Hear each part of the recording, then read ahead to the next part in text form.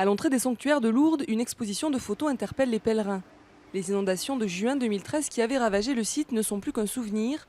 La plupart des travaux de réhabilitation ont été réalisés.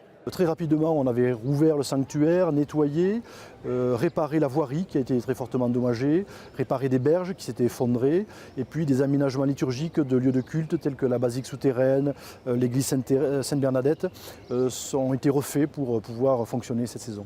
Le pont, dont une partie s'était écroulée, a été partiellement remis en état en attendant une nouvelle reconstruction.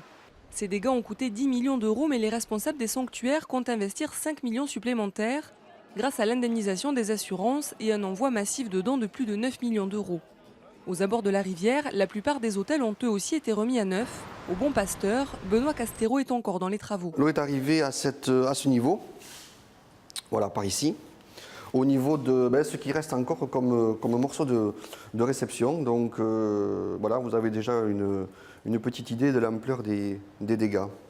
La remise en état n'a pas encore commencé car Benoît Castero a choisi de réorienter son hôtel vers du haut de gamme.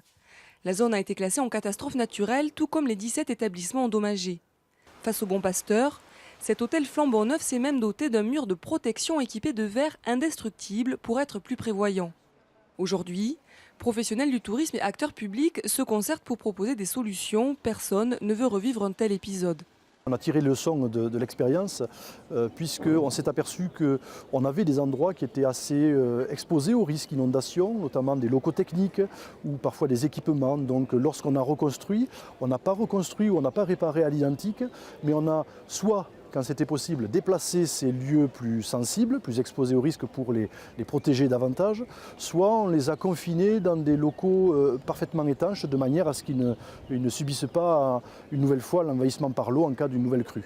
Tous souhaitent que le gave de peau soit mieux maîtrisé en amont, notamment par le nettoyage de son lit qui permettrait d'éviter l'accumulation des embâcles à l'origine de gros dégâts.